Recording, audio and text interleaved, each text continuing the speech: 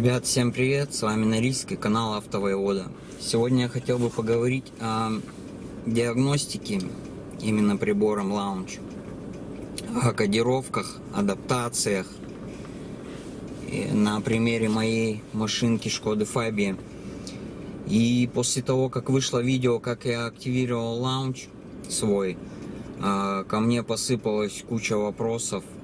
И попутно, как я буду делать диагностику, буду отвечать на самые распространенные. Итак, подключаю ОБД2 и поехали.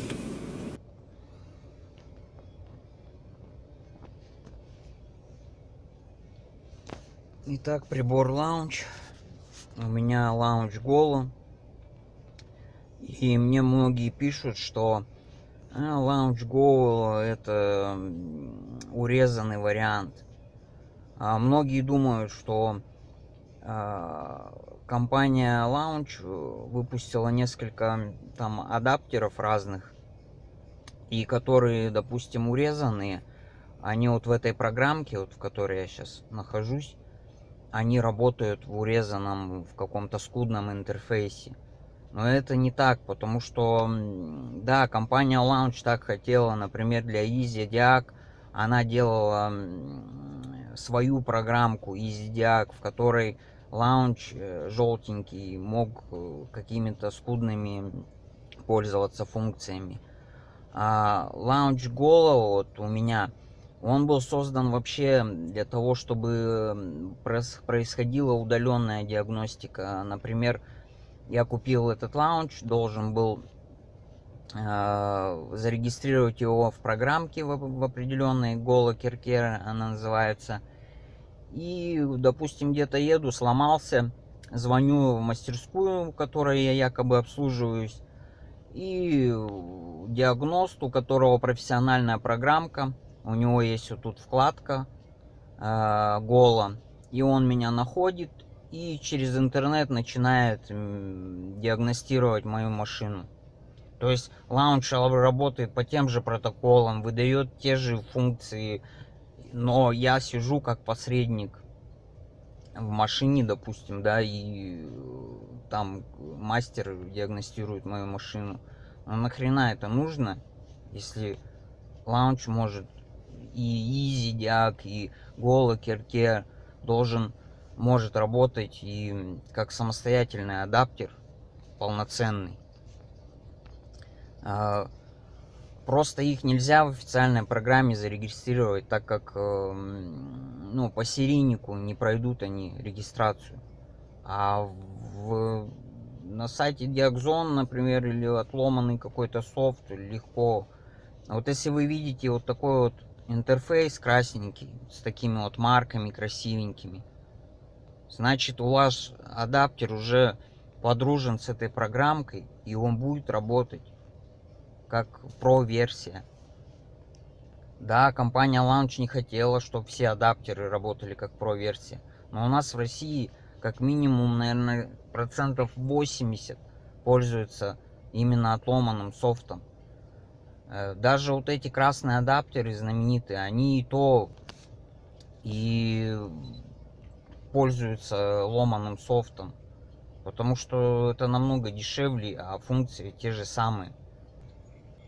Если у вас, конечно, я никому не навязываю, если у вас хватает денег купить, сейчас в 2020 году у компании Launch только чемоданы остались. Эти чемоданы, где переходники есть, потом планшет, который не факт, что лучше вашего Android устройства, и адаптер. Такой же адаптер, маленький, свисток. И все, и он стоит порядка 100 тысяч. И с 1 мая обновления уже не на 3 года, а на 2 будут. То есть через 2 года ты можешь обновиться. Я на днях списывался с этой компанией. $300 стоит обновление. Это порядка 20 тысяч. Да нахрена? Я на Diagzone зарегистрирован. Ребята следят там за обновлениями. Как мне приходят какие-то обновления, я Сразу все смотрю, выбираю. Чем хорош онлайн софт? Тем, что, например, если вы купите офлайн, не факт, что на момент покупки будет версия какой-то программки. Не программки, а версия какой-то марки или какой-то сервисной функции. Вот видите, версии. Не факт, что эта версия будет на момент покупки какая-то, ну, скажем, топовая или с хорошим интерфейсом. Бывает, что последняя версия, ну, чуть похуже предыдущей. Либо там какие-то скудные функции, либо неудобное управление. Вот сейчас я вам покажу на примере. Вот блок Има я захожу в сервисные функции. Сейчас найду его. Immobilizer называется. Вот у меня скачано, обратите внимание, Immobilizer кейс, версия 1080. Вот сейчас я в нее зайду. У меня здесь диагностируется машинка. Оффлайн софт — это вот когда, допустим, у меня сейчас годовая подписка окончится, и которые версии я последний раз скачивал, они у меня так и останутся работать. То есть, но если я привязан к аккаунту, я всегда смогу зайти себе в аккаунт и даже в оффлайне их скачать. А бывает вообще даже и без аккаунта, без интернета, даже просто не вводя логин и пароль, кидают марки в корень устройства, скачивают оболочку, там X431, и диагностируют. Ну, конечно, не так все просто, как я сейчас рассказываю. Там определенные манипуляции. В каждой марке должен быть лицензиат именно твоего адаптера. Ну, информации куча в интернете, но не в этом суть. Просто онлайн вот хороший. Сейчас у меня закончится моя Шкода диагностироваться. Я вам покажу. Вот именно по иммобилайзеру. Специальная функция има. На примере ее диагностика. Так, сейчас покажу. Да, выйти.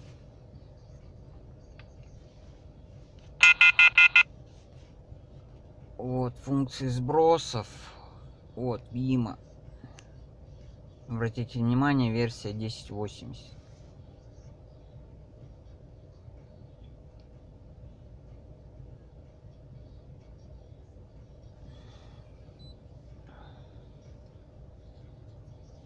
Окей. И вот смотрите, сразу в меню вот предлагают марки. И все, сразу типа найди марку и работай. Вот я нахожу свою марку, у меня зажигание включено. И говорит, что типа не может сконнектиться. А если я, например, сделаю вот так, зайду в обновить, выделю версию вот 1070, выделяю, обновляю. И вот смотрите, версия 1070.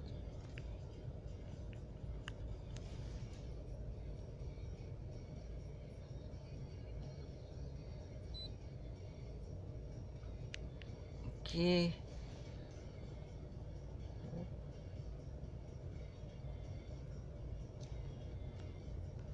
И вот заходишь, версия 1070, выбираешь Шкоду, и здесь сразу чтение противоугонного пароля, ну, прописка ключей, еще что-то. А в има 1080 я даже не мог зайти в Шкоду.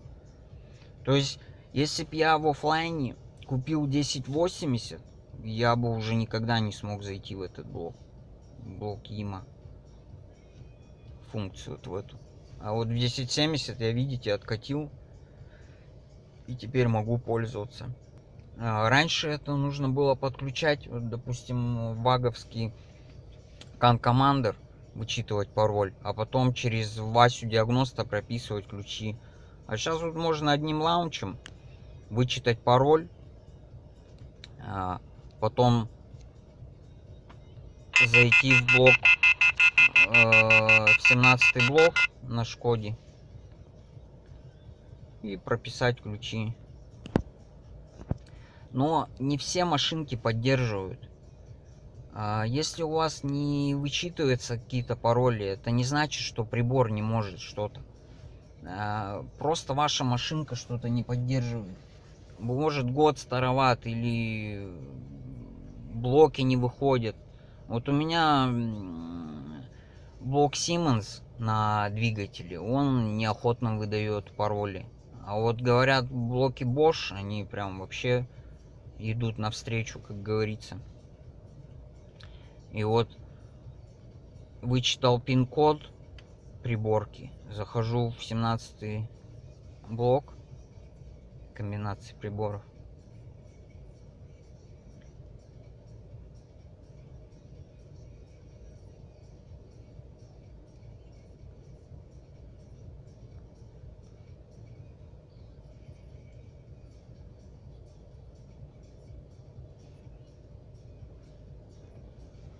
Окей. Вот здесь в адаптациях тоже по листу смотрю, что мне можно изменить. Вот 21 канал. Адаптировано у меня 2 ключа.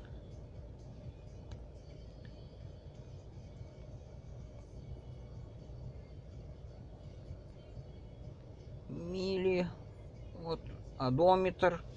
Но у меня функцию не поддерживает машинка. Я даже в специальный этот блок одометр заходил, не могу тоже ничего сделать. Ну, я против корректировать одометр, ну, все равно охота посмотреть, на что способна программка. И это, видите, это мультимарочный сканер. Невозможно создать мультимарочный сканер, который бы мог вообще все. То есть в нем сейчас 230 марок, и он с каждой работает, но он не может прям все, прям дико все. Вот можно ввести логин. У меня пятизначный. 0, 21, 27. Готово. Вот логин удался. Больший спектр открывается кодировочек, адаптаций всяких. Кодировка блока. Вот обратите внимание, идет расшифровочка кодировки блока. То есть вот два верхние во второй строчке, 2 вопросительных знака, что означают. Потом вот country, какая страна, это 3-й вопросительный знак. У меня кодировочка в этом блоке 00102. Сейчас мы посмотрим, что значит эта кодировочка. 00 это у меня первые 2 вопросительных знака. Нету ни хера. Ну, из этих вот break, pad, warning, secret, warning, ну, какие-то такие функции расширенные, так скажем. 3-й country у меня стоит единица, это Европа. 4-й у меня 0, это без датчика подогрева масла. И 5-й этот вопросительный знак, это у меня стоит 5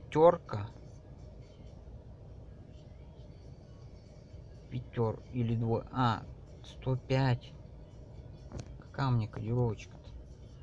102. 102. И вот у меня стоит 2. Это 1,2, у меня 47 киловатт. Мануал. коробка, ну, механическая коробка.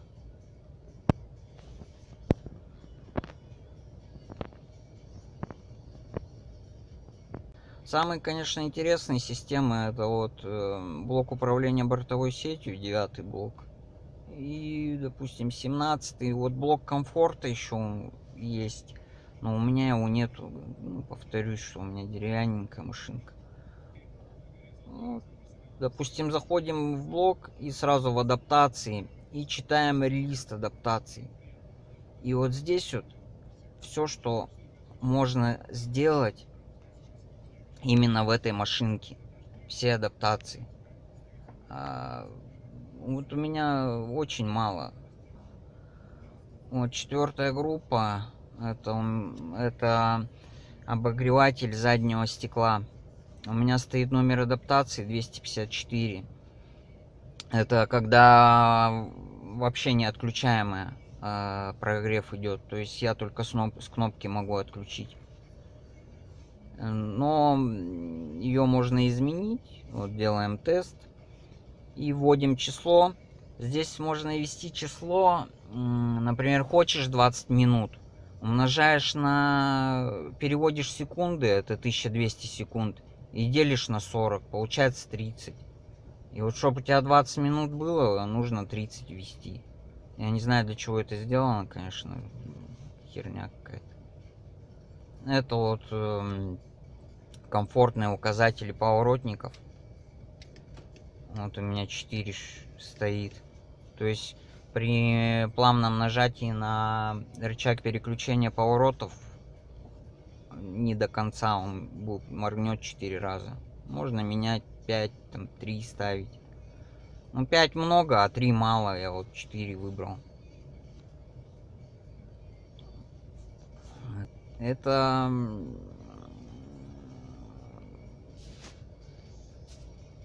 вот эта 7-я, это дотирка капель. После того, как попрызгал этим омывающей жидкостью, дворники перестали работать. И потом через секунд 10 они дотирают капли. Вот у меня это отключена функция.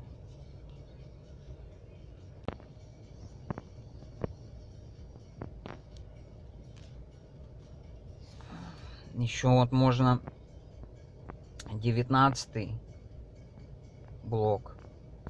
Диагностический интерфейс шин данных.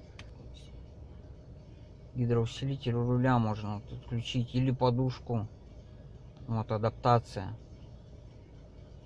Вот вру. Кодировочка блока. Кодировочка блока. Вот кодировочка блока, это у меня стоит 0012. Сейчас зайдем в расшифровочку. Вот 004 это airbag.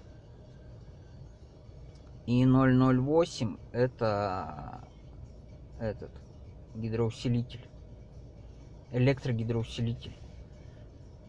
Я его отключал, и у меня оставалась кодировочка просто 008. Break Electronics у меня нету, не автоматическая у меня коробка передач. То есть вот здесь, если запрограммировать 0008,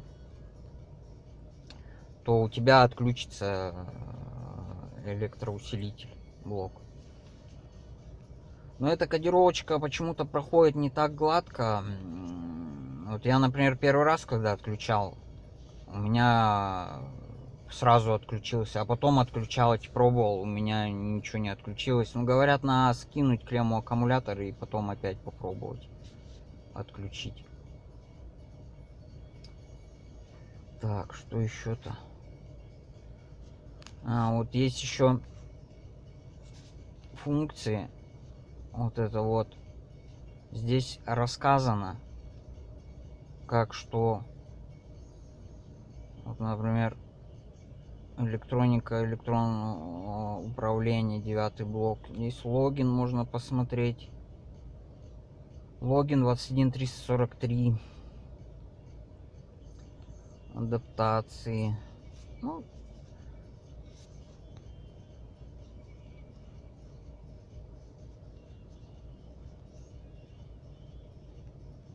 Здесь можно посмотреть сведения о каналах,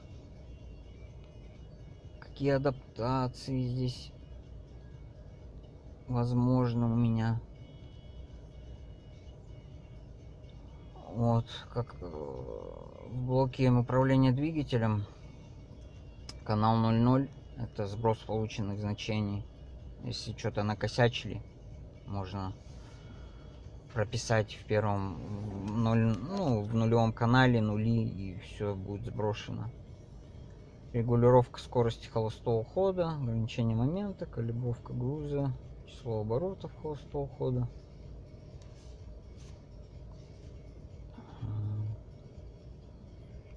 Комбинации приборов, адаптации, напоминание техосмотра, отображение расхода топлива, напоминалки все. Напоминалки. Вот иммобилайзер, настройка ключа, 21 канал. Датчик уровня топлива. Порог скорости можно включить.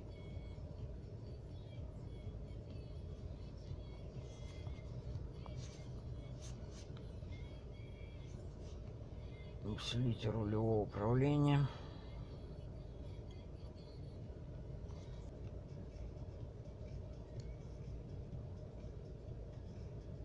Вот, зайдем в блок управления усилителя рулевого колеса.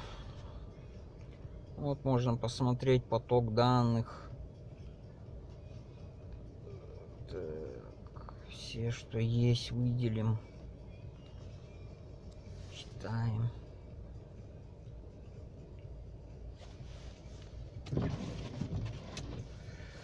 Напряжение клеммы 14,5.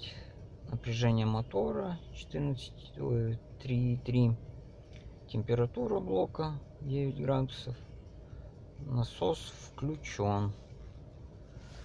Угловая скорость вспомогательного датчика 0. Скорость мотора заданная, скорость действительно это одинаковые. Скорость автомобиля 0. Оборот в 704. Насос включен. Вспомогательный датчик Jeep 250 работает. Тут есть даже время активации гидроусилителя. Но он у меня много не работал, я его отключал.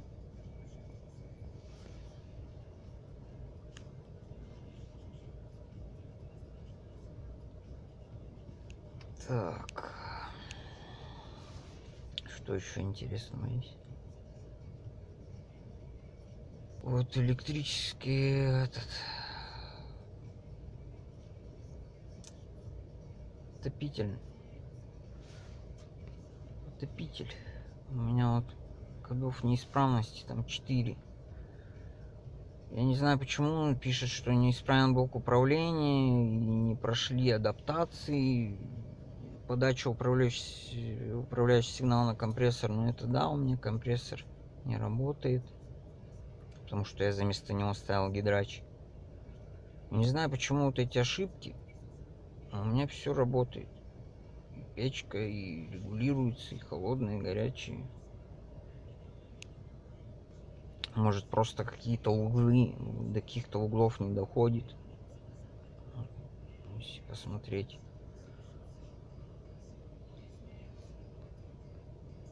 Потенциометры у них же есть крайние положения при адаптации. Может, где-то что-то не доходит от грязи, пыли. И поэтому выдает ошибку.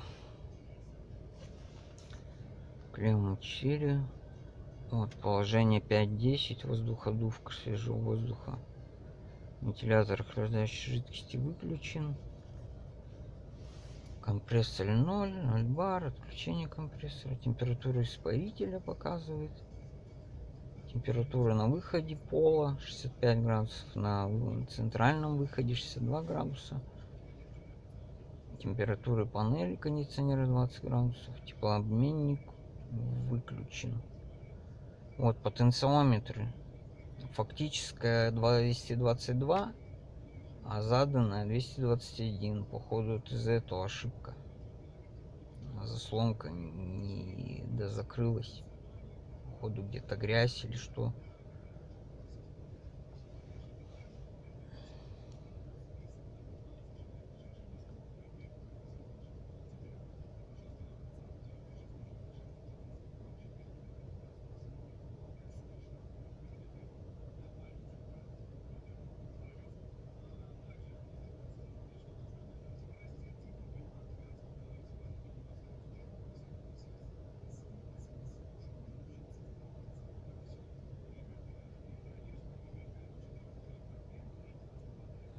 Стоячее время еще записывают. Странно.